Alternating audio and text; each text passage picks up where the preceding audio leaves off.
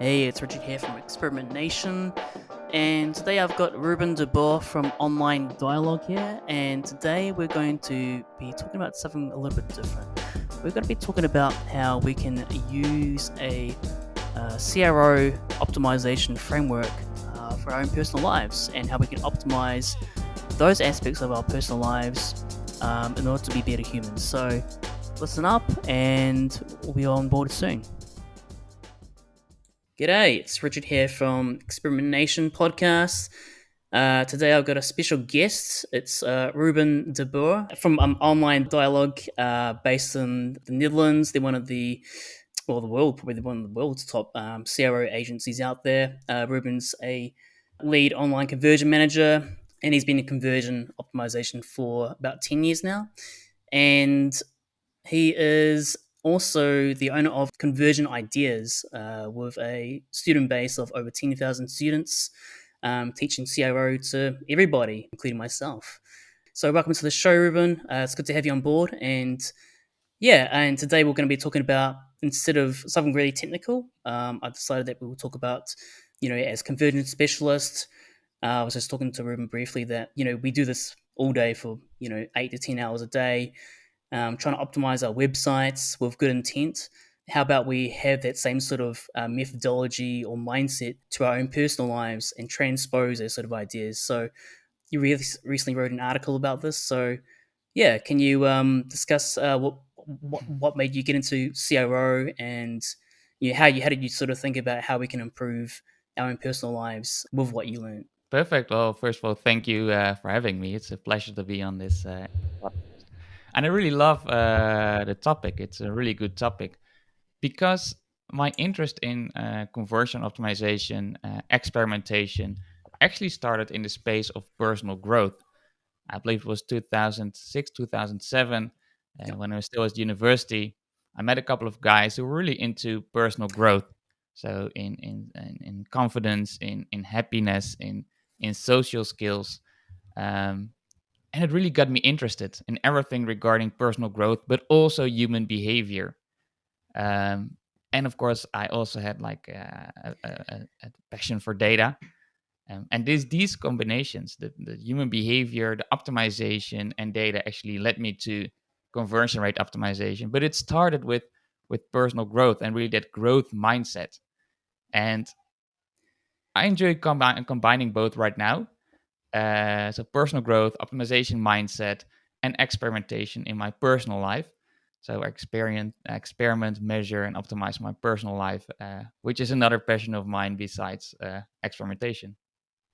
How did you uh how did you like kind of get your first sort of CRO gig, in saying that? Because you talked about like at university, and wanting to follow, like, I don't know, self-help books or those sort of things. And I mean, I guess in university it's a time where people are really young. They're trying to get to they're at the age of, breaking out of their shell, growing from an adolescent or teenager to an adult, and trying to find themselves. And so I guess, yeah, I guess I can sort of see that link between the personal development aspects of the CRO. But how did you kind of parlay that into an actual job? Like, did you know that there was a job out of, like, did you kind of see a job out of this, or was it just sort of organically something that happened? Yeah, it was basically organically. So these guys I met, they also had a coaching company, and I became a partner, but mainly focused on marketing. And with that, I straight away noticed my interest for online and everything it can measure. But conversion rate optimization did not really exist at that time yet. Of course, there were some people already working on A/B testing. Recently, you interviewed Tom Wesseling, Yeah. who is my boss, who was already at that time doing A/B testing, but it didn't really exist back then. So basically, organically, I came into an online marketing role. I think in 2011 ish, and that's when I also first did my first A/B test, and I did online marketing, but all focus was on the website and A/B testing. And from there on, I really got an CRO job. What was your first A/B test out of interest? I made I still remember that one. It was really big hype back then. The Yeah. Bob, the the big orange button. Oh So yeah. my first A/B test was converting a text link into a big orange button, like I guess I a lot of people did back then. I did my first was the CTA test as well. Like I don't know if it was based on a blog or whatever, but it's sort of like the first thing you do. It's like okay, you read a blog and it says, "Oh, just change it from buy now to purchase now or shop now," or change the button from green, like Yeah, orange to green or whatever. And it's just like I guess it's the sort of first thing you do, even though it's probably like sort of frowned upon in some circles. yeah, But yeah. But it's back the then, of easiest and most course, intuitive thing, right? A yes, button. and back then we didn't know a lot yet about A/B testing, of course. So probably I didn't use statistics. It wasn't statistically valid.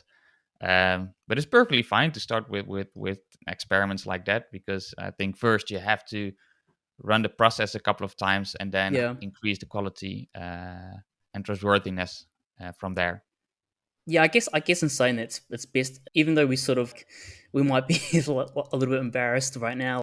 Getting your feet wet for the first time, and setting something up and then running for a period of time and looking at the data later on, even though like it may not be as robust as you would do today. Like you're starting off with a process that you iterate. So that in a way is sort of maybe applying the CRO process to your own job, right? Like Yep.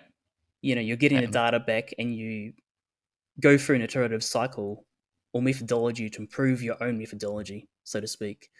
So yeah, I did read your article that you sent me. Just parlaying into how we as optimizers we can implement our own personal lives with the sort of framework or methodology. Can you talk to me about how you've been doing that personally, and how you got started with like writing this article, and what kind of gave you the impetus to like sort of spread the word, so to speak? I honestly do believe that if you have a real optimization mindset, you can apply it not just in your work, but in all areas of life. And working on experimentation, you obviously have a optimization mindset. Um, and I've been enjoying using that in my personal life as well, with sports, with waking up. We can talk about the Miracle Morning, 5 a.m. club. Um, Trying to run an own business while also have a full-time job, and of course my friends, and most importantly my girlfriend.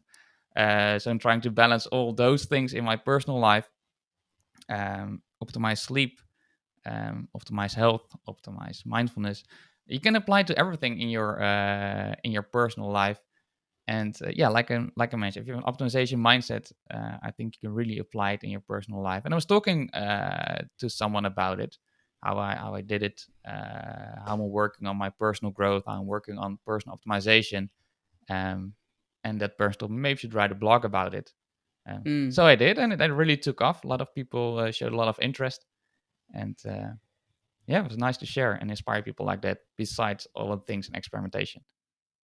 What would you say is the sort of key things that you would take away from your job as an experimenter at work, working on websites, to I don't know, something like, let's just go for an example that you went for yourself, waking up at 5 a.m. Could you kind of Yeah.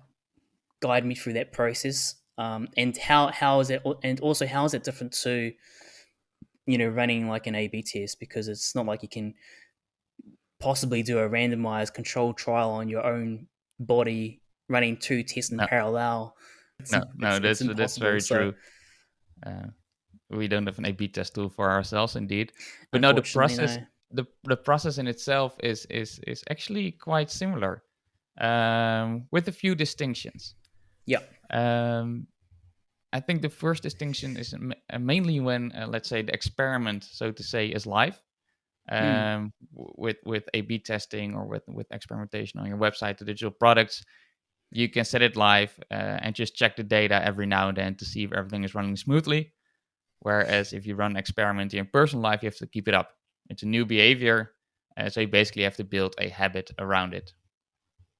Um, Also, because it's difficult to keep up, you don't want to run a lot of experiments. Whereas on your digital products and your website, you want to run as many experiments as possible.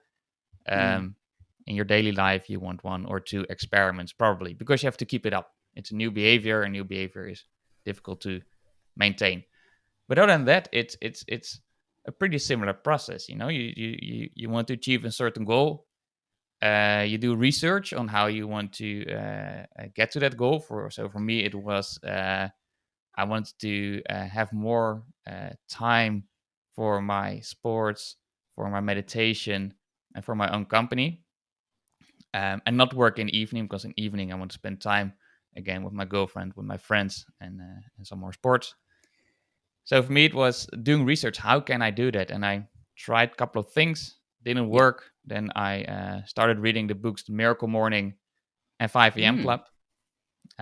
So that was the research part. Then, of course, I had to set up the experiment, which is basically planning and building habits and see how you can maintain it. Yep. And of course, you want to make the change as small as possible, even though it's a big change, waking up early and doing It's a sports and huge change. meditation, learning, work on my company. The change was actually set my alarm clock. And once I wake up, start the app for sports. So at 5:30 a.m., I start with sports. And then, of course, the experiment runs for a certain amount of time. Let's say I chose to do 2 months to see how it goes, get used to waking up early, see the results for sports, see the results for meditation, see the results for journaling as well, and then reflect. And if possible, Yep. measure. I have a Fitbit watch, I have a smart scale, so I can measure my weight, my fat percentage, I can measure my sleep, and from there reflect and optimize and come up with follow up experiments. So there is quite a big similarity between the CRO process and optimization on a personal level. What would you say is like the um going through that process, and obviously it's probably not as clean as a website experiment. Like, what would No. you say are the sort of stumbling blocks or mistakes that you made along the way to achieve the goal of waking up at 5 and then being able to do meditation and sports and other sort of things in business stuff like Well, I think um, it's an article I read, I think in 2007 already, and or 2008 maybe, and that really was uh, uh, an eye opener for me. It was really mm, mind blowing, and it was the start, the beginning, introduction of the book Change or Die, and it was a change study or done die. by Dr. Emswiller. And Mm, the study was literally change or die. He did research for patients with clogged arteries, which is a horrible, horrible condition to have. yeah. It results in a lot of pain, more and more pain, and eventually you'll die a painful early death, which is absolutely horrible. And I hope no one who listens or in family has that problem. Um, but those patients, they can all survive. Almost all of them can survive, Mm, but they have to make a lifestyle change. They have to live healthier. They have to stop smoking, stop drinking, reduce stress, do more sports, and eat healthier. And if those patients do that, they can almost all survive. So they stop the pain goes away, and they can survive, and they can stay with their wife, they can see their kids getting married. Um, you cannot have more motivation than that to change. I mean, it's a matter of life or death. And in such a situation, your motivation is, yeah, skyrocketing, of course. But when you check the numbers, only 10% was able to change. Only 10% was able to stop the pain and live a healthy, long life. The other 90% were not able to change, mm, and therefore, yeah, passed away at a way too early age. And that was mind blowing for me, because that really shows that just motivation is insufficient for lasting behavioral change. So that's also the big obstacle when optimizing on a personal level, is you can be motivated, yeah. but it can also not be enough to actually change. Do you think in saying that do you think that the BJ Fogg, what's it called, BJ Fogg behavior model, which is I think it's a Yeah. do of motivation, do you think that's flawed in a sense? Like, from in light of this book's results that only 10% achieved what Yeah, they want yeah. from with motivation. Like is like as BJ the BJ Fogg model like a is it valid or is it just a really rough heuristic for explaining motivation? You think? No, he actually wrote a book using his model about personal growth, which was quite nice. Yeah, Not entirely sure what the titles anymore. I did read it, and it was more focusing on those small steps, which yeah, makes sense, right? Because our system one, our old primal brain, doesn't yeah. like big changes, and they want to make the change as small as possible. And using his model, he explained how you can make the change as small as possible, so which means increase ability a lot. Would you sort of increment it? Like, would you be like, would you have an iterative approach? So you do a small change at first, and then that habit starts being embedded in your daily habits, and then you sort of build on top of it. Like, do you layer it, so to speak? No, true, true. His book looked very much like I think it's called The Spirit of Kaizen, which is Yeah. from I think Japan, about making small steps. A new habit shouldn't cost you more than 2 minutes to do. So if your new habit, your new goal is to go running, for instance, Mm. the habit is putting on your sport clothes and your running shoes. It could Mm. even be um, placing your sports clothes and running shoes next to your bed before going to bed, so that next morning it's really easy to put them on and then you go. I think that's what I, from recollection, I think that's what James Clear said in his book. Was it The Power of Habits? No, Yeah, yeah.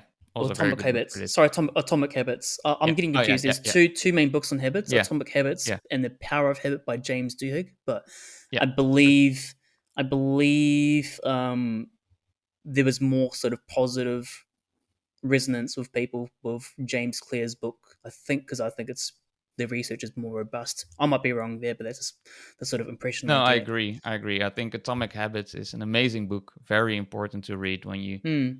work on your personal optimization to know how to build habits. Power Habits also a very good book, but Yeah, Atomic Habits is really one of my favorites. Really excellent book. I've been Another actually been book going. Yeah, sorry, go on. Another very good book for this is Switch from the Heath brothers. I actually also use it for motivating colleagues to get more towards an experimentation culture. But also in Switch, it really shows how difficult personal growth is and behavior change. Knowing how to change and being motivated to change is not sufficient. That's Hmm. why eating healthier, quit smoking, drink less alcohol, save more money. That's really difficult behavior, um, even though you can be motivated. So there are limits to motivation. I mean, motivation is not totally invalid, right? Like it's. Would you say that motivation is still a an important um, factor? Is at least the initial beginnings of a habit. Like Yeah, you've got yeah, to have. yeah. I guess you got to have some sort of motivation to be like, okay, if I'm really overweight or unhealthy, I guess would there have to be some sort of internal motivation to begin with, but you need more than that to sustain yourself? Yes, very true. Yeah, you need, of course, a certain type of motivation to get started. Otherwise, you will not get started at all. Of course, there's Mm, also called willpower, but willpower can quickly fade, and that's when it becomes more difficult. So that's why you need to know how to build habits. Um, you can also tweak your physical and social environment. For instance, for me, for waking up, I have I tell my girlfriend when my alarm clock rings, just kick me out of bed if I don't do it. But I also have a buddy, Florine, who is also a colleague and friend at Online Dialogue. yeah. Every morning, we text each other, "Hey, good morning, let's go." Um, and of course, when I don't do so, she will tell me like, "Hey, where were you this morning?" Ah, so social reinforcement's a good thing, and having a girlfriend to physically kick you out of bed, She wake said, up, luckily, get she out. never had to do it. But if I snooze too long, then she most certainly will. I guess it's better than having a bucket of water thrown over you, which. Yeah, no, most certainly, Yeah. most certainly. Just going back to the 5 a.m.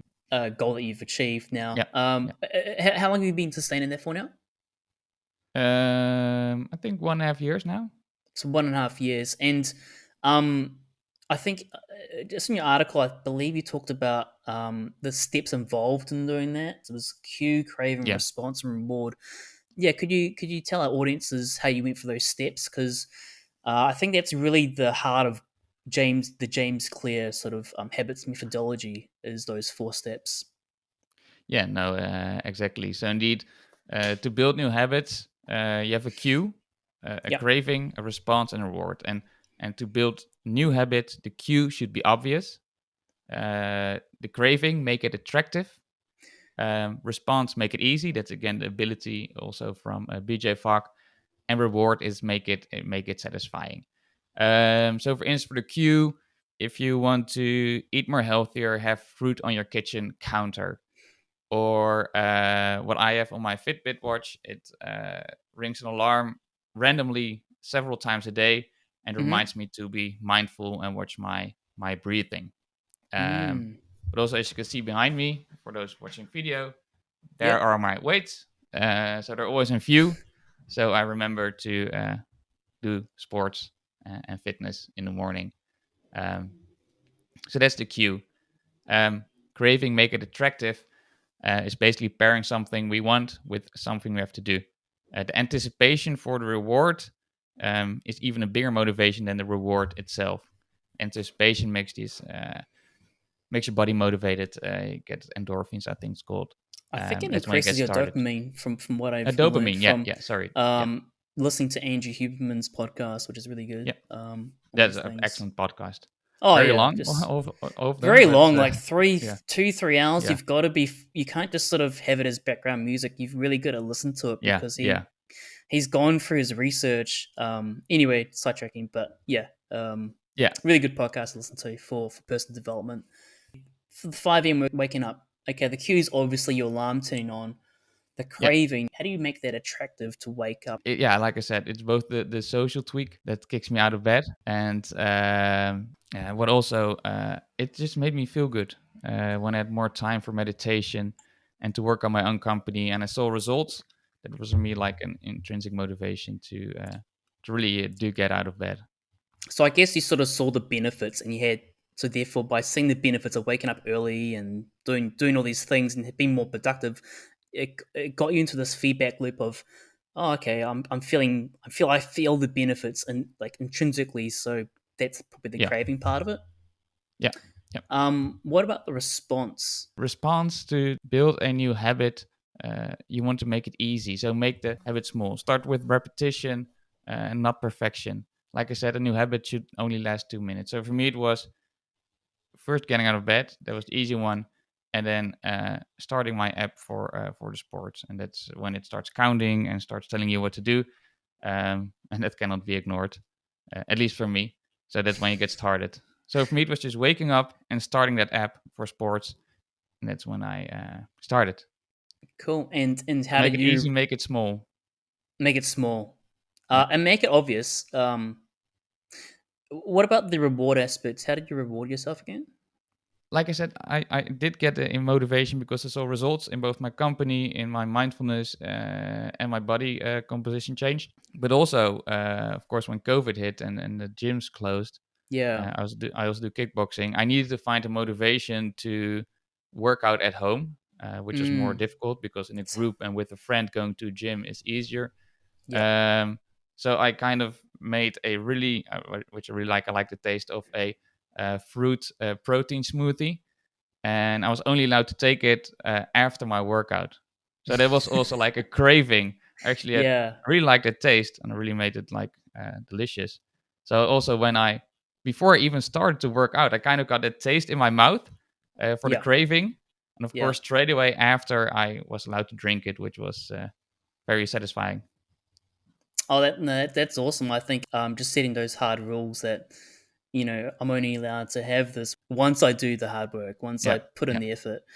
I think you also said like the key to success. You said earlier is that try not to do too many changes at once, yeah. which I guess is different to like a CRO where it's sort of encouraged to try to increase your test velocity and as much as to a certain Yeah. extent Yeah. to increase your chances of winning.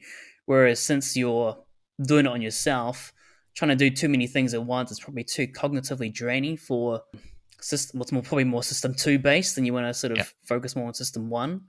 Yeah. Um, what's your sort of comments on that to elaborate on? And like you said, I think system one, system two is very important to understand. System two, our rational brain, of course, it knows that you have to eat healthy. Of course, it knows we shouldn't smoke. Of course, it knows we have to save money.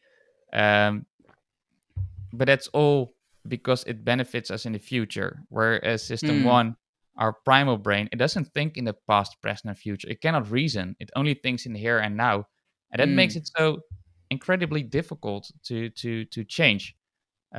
Because you get home after a long day of work, and system two is depleted from work, mm, and you're hungry, and on the kitchen counter you find fruit and your favorite sugar containing snack. yeah. Yeah, and then obviously a lot of people will go for the nice sugar containing snack. Mm, It's more fulfilling. Sugar is kind of addictive.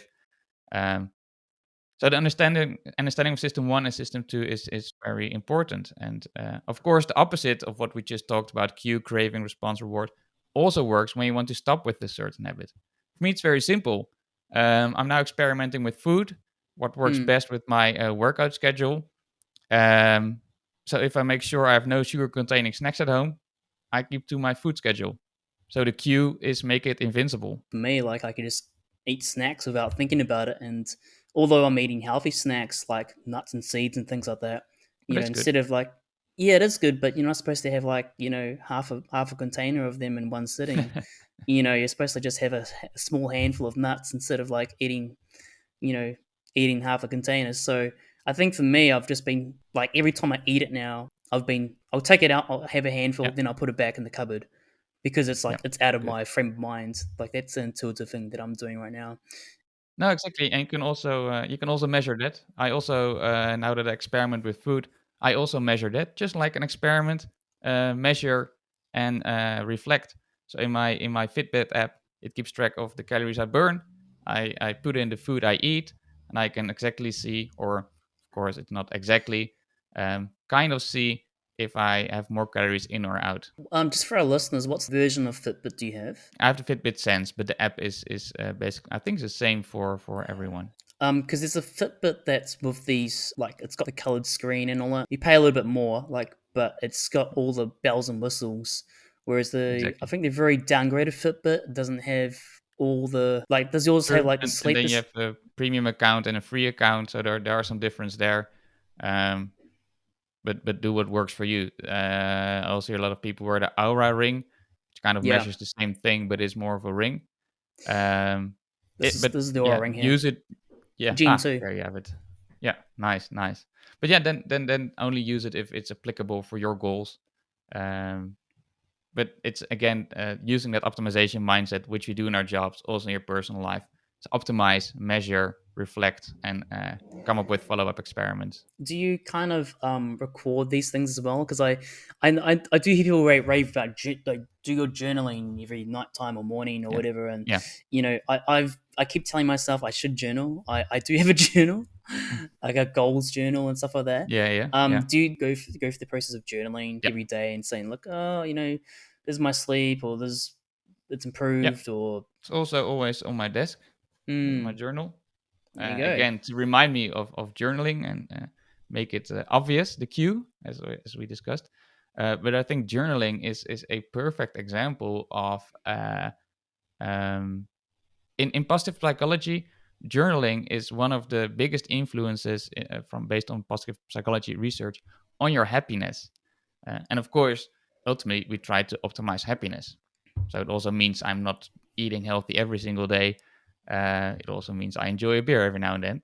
Yeah, But journaling is one of the biggest long term influences on happiness. And of course, when you journal for a couple of days, you're not going to feel any different.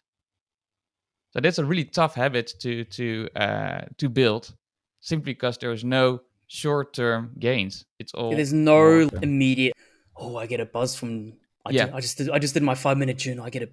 Like I don't get a dopamine hit out of it. No, no, Do you think no. it's a long, slow grind? No, very true. It's exactly as you say.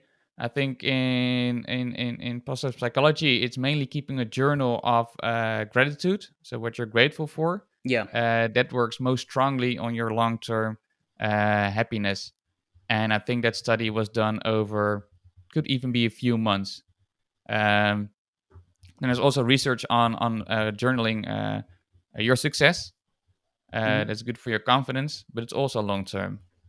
And of course, I also journal what I could improve to reflect on what I'm working on optimization wise. We've gone through the cue, craving, response, reward.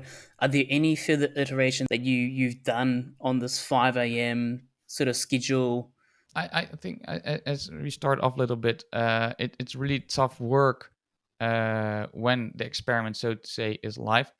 So Mm, the first thing you really have to do is to find what you love, also mm, called the element, what gets you in flow. The element is a combination of talent and passion. Um, For instance, I played football, or for people from soccer, for many years. And at one point, I was done with it, and I wanted to do a new sport. So I tried, I think, 10 different sports. Then I found out that kickboxing gives me the most positive feelings. I yep. thought with kickboxing I can keep up.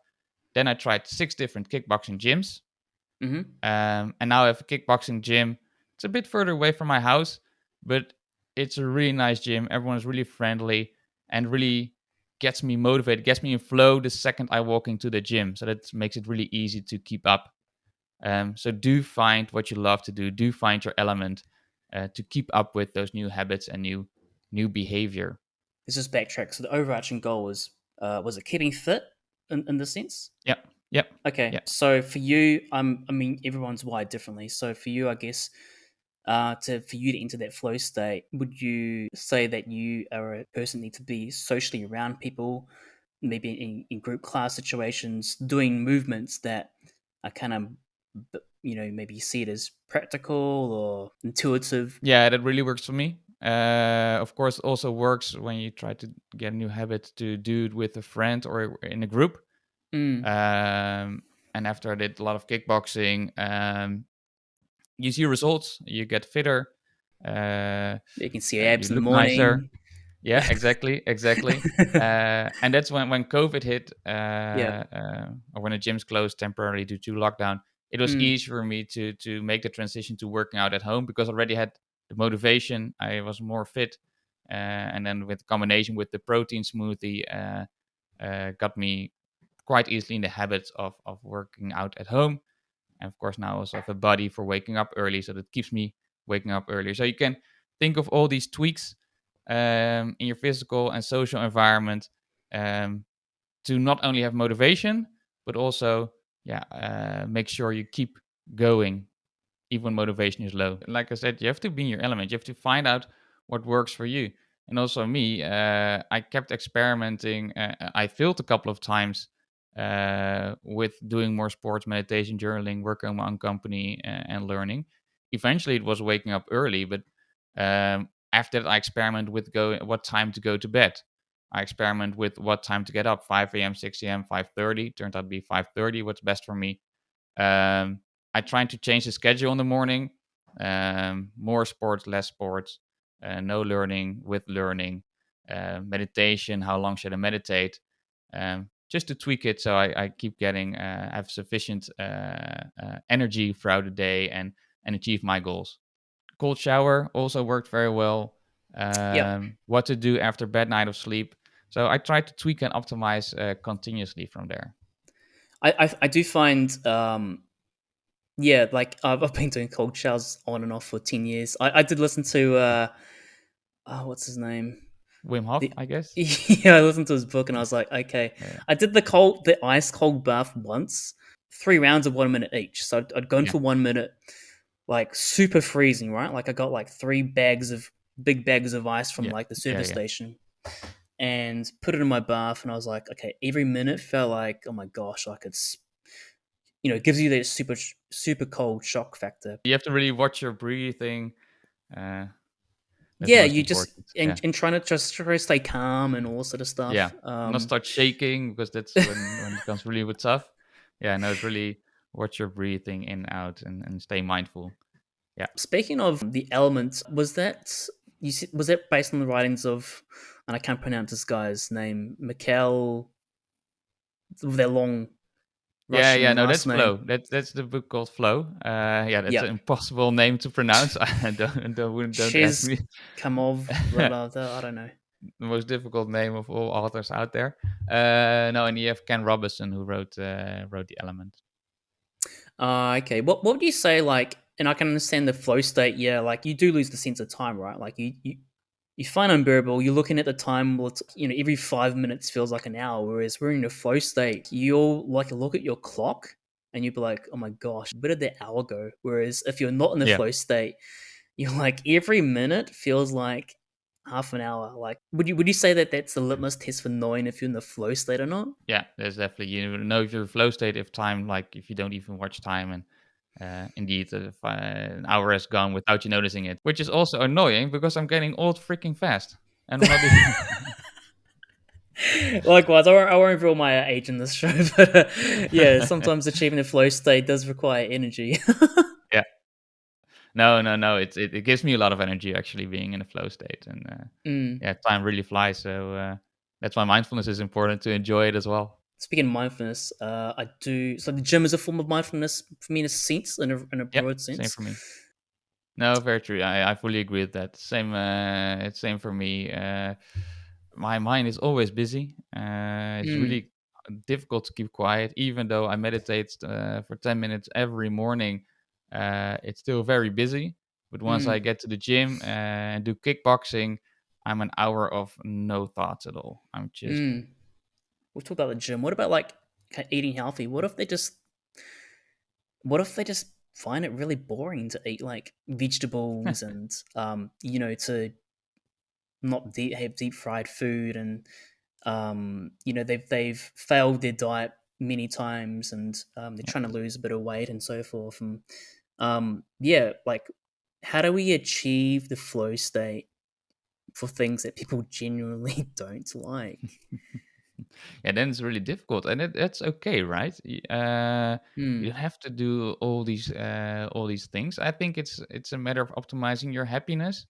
And if eating unhealthy makes you happy, um, then please do so. Do bear in mind that on the long term it might not make you happy, and you have to find a way to eat healthy and do sports.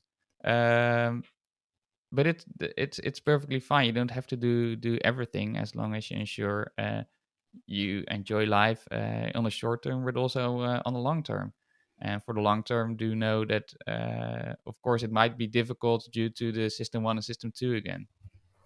What would you say that sometimes like you can reward yourself with the things that you shouldn't be doing? So say I remember Tim Ferriss talking about it maybe in the 4 Hour Body. If you read his book, Mhm. he had a Yeah. slow carb Yes. diet, which is basically eating like beans and Yeah. I don't know, high protein stuff for like, most of the week. And then he had, on his Saturday was his cheat day. And he called it Fatter Day, which is basically eat whatever you Yeah. want, Yeah. just to satisfy your cravings. And he said how it resets your hormones or whatever. So, and also he said that from a behavioral perspective, this sort of gave you some sort of reward for grinding through the week. Do you think that that's maybe a sort of in some ways rewarding yourself in that sense can be like a nicer balance or become more long term Yeah. Yeah. balance of keeping habits afloat? Exactly. I do the same thing. It's all about balancing. But I think the most important thing um, to acknowledge to remember here is that what we hear in this podcast and what we are telling right now and what we read in books Mm, are um, well. So let's go back to experience. These are best practices. These work yeah, for some persons, like on our website, for some websites, but not all of us. I mean, you can have if you want to become fit, you can have the scientifically best workout schedule and food schedule there is in the world, yeah, but the best schedule for you is the schedule where you will keep up. I mean, if it's the best scientific schedule and you only able to maintain this for a week, it's not Mm. your best schedule. Like for me, I love my cheat days. I don't have a particular day where I cheat. I just enjoy a night out every now and then, or a good burger in a restaurant, and that works for me. Um, but you have to, uh, yeah, find ways that work for you. And of course, you can start with best practices, like Yep. Atomic Habits, like Tiny Habits, whatever book you read or whatever podcast or scientific thing you read or listen. Um, but experiment and tweak from there to make it work for you. And this is not just for the big things, because we're only talking about the big things now with health, food, sports, eat. Um, but also as an optimizer in your own company, when your Mm. organization becomes more mature in experimentation, your role also changes. First, you Mm. maybe are a CRO specialist doing all the A/B testing yourself, and eventually you have to help others run experiments and A/B test. And that changes your role completely, from probably sitting in the corner of the office with your computer setting by B test. You now have to start presenting, learning, teaching others how to experiment, have conversations with stakeholders, cope with resistance. That is also personal growth. If you don't know Mm. how to cope with resistance, if you don't know how to have a difficult conversation, you have to teach yourself. Because if your company increases in experimentation culture, and experimentation culture, higher maturity, your Yep. role changes, and you need different skill set. On a real basic level, do you think being a CRO specialist, you can kind of just sort of stay in your corner and just run A/B tests, and maybe not think too much about those soft skills of how to approach, you know, management or whatever with doing website experiments on certain pages that they may have ownership of, or stakeholders, Mhm. stakeholder ownership. Do you think that you're sort of making, and I'm just being blunt, very rough here in what I'm saying, but Mhm. you're kind of going from being a technical specialist to being more of a change manager as you go up Yeah, the chain, from a from a specialist to a yeah. CRO manager, that sort of thing. No, very true. I think that's exactly it. I really think that CRO specialists should really understand that their job is not just to run A/B tests. A large proportion of their job should be dedicated to change management. And first, you might want to have some A/B tests to at least be able to show that it works for your organization, have the process going. But very Mm. fast, you want to talk to stakeholders, um, motivate people in your organization. And again, you can use the same models because they also have a system one and a system two, and you want them to change their behavior, as we've been discussing throughout this podcast. Yep. So again, you want to use optimization and experimentation mindset there as well.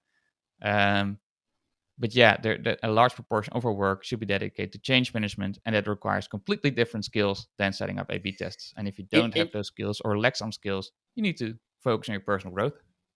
what if you, and just to add to that, what if you are the sort of technical person that feels uncomfortable and you just go through and you try to bash through, you don't have the nice soft skills, you don't, Mm, you're not good at evangelizing, you say you're not really good at speaking to audiences or doing webinars or workshops, say you don't do these things to improve your people skills and your influence, what would eventually happen? Like, I mean, in terms of, say you're in that management position, but you don't have the skill set to do change management. Like, would you burn bridges? Do you think? Would you have any sort of success, or do you think it'll be quite minimal? I think you need to find people who can help you do so. Maybe people who will get on stage and have those difficult Mm, conversations about experimentation. yeah. Would that be the part Especially of if you the? find a Yeah. high level director, a high level manager, sponsor that can help you out with that, or he can do it for you. Yeah, find ways to accomplish that. So it's probably the more practical thing to do if you find it difficult to make that leap, because for some Yep, people there may be a huge leap. Not everyone yeah, can go and um, be able to use their sort of level, have a good conversation with a high degree of positive persuasion on others, or yep. maybe they feel uncomfortable being an evangelist, but finding maybe other influential stakeholders or cheerleaders in the organization who can you can kind of who you can kind of connect well with, and they see the value in what you're doing. Finding those people and then trying to, yeah, kind Yeah, of it's exactly. It's speak again, through them in a sense. have a clear goal for yourself, and see how you can how you can accomplish it. Mm, Maybe for me and maybe for you, it would be to teach ourselves how to have difficult conversations, read a couple of books on how to cope with resistance, practice with people how to cope, how to put that into practice. And for others, it might be get a sponsor, hire a manager to do it for you. Um, Again, it starts with set a clear goal and see what works for you and put that into practice. cool. As we come to the end of our chat, it's been very good. It's been yeah, it's a bit of a different one this time. I thought that our audiences would enjoy something a bit different, a bit out of the park, but highly relevant to everyone's lives because we all lives outside of our work. Are there Yeah. any sort of final thoughts that you'd like to conclude with that you think our audience would need to that they should be hearing? Um, Yeah, I think we covered most of it. Um, how your optimization mindset can not only apply at work, but also in your personal life, and also how to motivate and encourage colleagues to experiment more and get enthusiastic about experimentation. Starts with a proper goal, find out what works for you, and of course, remember system one and system two. We've all learned how to make smart goals, specific, Mm, measurable, acceptable, realistic, time bound. That is all system two. Um, so start reading right. Atomic Habits and Power of Habits to know how to get system one on board as well. To really make it small, tweak your social and physical environment, have a reward um, to really accomplish change. And we started with the research of the patients with the clogged arteries.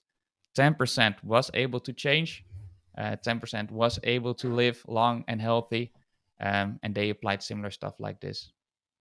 They got system one on board, worked together with system two, tweaked their physical environment, the social environment, and through that accomplish behavioral change. There you go, guys. He's pretty much summarized this whole podcast for me. Thanks for being on the show, Ruben. How can people find you? I'm very active on LinkedIn, so Hmm. feel free to connect there. Share a lot of information about experimentation, experimentation culture, and also, of course, my own website, conversionideas.com. You can connect there. Yeah, and maybe hopefully people can sign up to your courses. They're very good. Personally vouch for them, and it's got 10,000 people sign up. Maybe you can be the 10,001st person sign up on that course. Cool. Thanks for being on the show, Ruben. Have a good day. Thank you. Thank you. It was a pleasure.